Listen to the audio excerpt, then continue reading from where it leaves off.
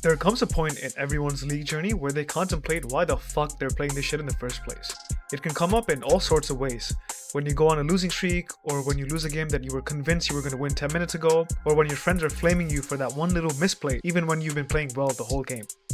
And you just sit there and stare at the screen like, why? Jokes aside, I do think asking the big why is a good question every once in a while. Sometimes we're so used to autopiloting our schedule that we don't stop to question what's all this for and why are we putting ourselves through all this in the first place. Especially for those of us who don't play League or other games casually, giving ourselves a clear why on gaming can be quite important in the moments when that why gets tested. I've had to answer this question countless times over my 13 years playing this game, and admittedly the answers varied wildly depending on what season of life I'm in. Some years I'm really addicted to grinding the ladder. Some years, well, most years, I want to compete against my friends, and there have been some other years where I just genuinely love and appreciate the game for what it is. Imagine that, loving League of Legends. Take this point in the video to sit and reflect on why you're playing League of Legends and share your thoughts. If you're like me and play different games for different reasons, what function does League play and how is it different from all the other games you play? For the longest time, League has always been the best sort of competitive outlet for me. I've talked at length on numerous videos about how my initial fall into addiction was a social component to League. There's pretty much nothing that comes close to the high stim intensity of hopping on League with the boys. The fighting mixed in with the looming urge to one-up both your opposition and your own teammates is a super crazy high, and one that fueled my addiction from the ages of like 15 to 20. It was quite the process for me to unstuck myself from that addictive loop, and I've come a long way in using my ambition and competitiveness to fuel more productive habits as I get well into my late 20s. If you're interested in how I managed to do it, I actually have a video detailing this entire process, how League's game design uses men's evolutionary psychology to enslave them in a high-stim competitive loop with stuff like the matchmaking ladder and competitive standing amongst friend groups, and how you can unfuck your way out of it. Click here to learn more if you find this sort of evolutionary psychology videos interesting. Now, with all that being said, around sometime earlier this year, I stopped being able to answer that why question effectively. You guys would know this because I randomly stopped posting League improvement videos on a weekly schedule and started my RPG arc or doing more video game addiction content instead. Playing League had started to feel like a remnant of my past, like I was just simply going through the motions without the same zeal as I once had.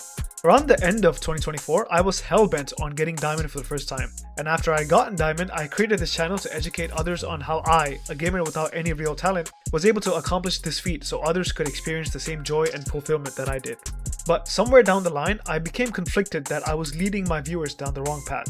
I started asking questions like, why am I having them waste their time playing a video game? Why am I having them chase a virtual achievement instead of going out and doing something tangibly meaningful within their lives? What if their diamond grind leads to addiction? These questions started to cloud my thought process, and it became increasingly difficult to answer the why question. For me, playing League was like carrying a bit of me that was outdated and obsolete, and the only reason why I even felt like playing was simply because it brought me back to the halcyon days of the diamond grind. Getting Master was something that also sounded good on paper, but it didn't really carry the emotional weight and urgency as getting Diamond did. And I just did it because it felt like the logical progression after achieving the first milestone, even though my heart wasn't necessarily in it. So, why did I decide to come back? Why did I decide to restart my climb?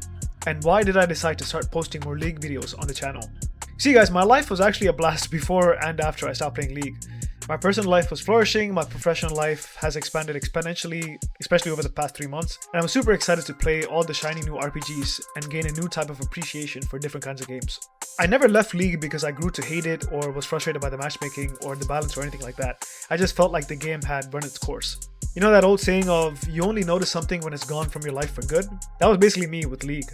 Even though I was fine, I started to notice the things in my life that I got from League that I couldn't get anywhere else. What were those things, you ask? Let's talk about them a little bit because I think these are going to be my new whys going forward. Number 1. In League, you don't just have to get good, you have to stay good. I initially thought my journey with League had come to a triumphant end after getting Diamond and making my initial salvo of climbing content videos. It was a weird sense of satisfaction and fulfillment, and I was prepared to open the next chapter of my gaming journey through my RPGs. The problem is, guys, the new RPGs I was playing couldn't replace the PvP of League of Legends. They couldn't replace the infinite skill ceiling or the opportunity to test my skill level in such a fast-paced, chaotic environment.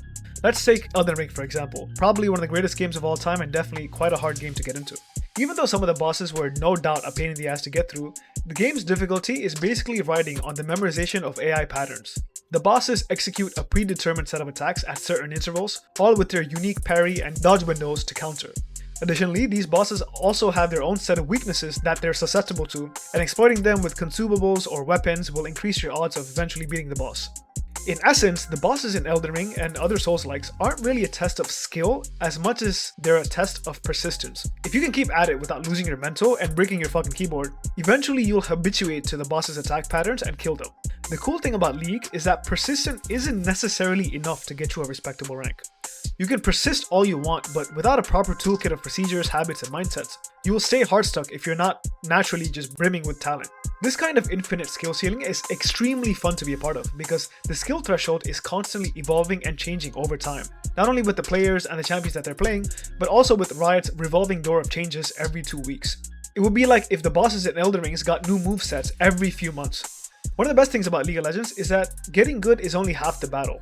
The other half is weathering the storm of Riot's constant balance changes, plus the ever-increasing skill creep of other players as you try and hold on to that shiny new rank for dear life. Number 2. League is hands down the best sport I have ever played in my life. Now, a little bit about me. Even though I've been a shut-in nerd for basically all my life, I'm quite blessed with some good athletic genes, courtesy of Papa Raybees. Some of my favorite IRL sports are volleyball, kickboxing, baseball, soccer, and badminton. I can confidently say that no IRL sport that I've ever played comes even close to League in terms of octane, competitiveness, and fulfillment.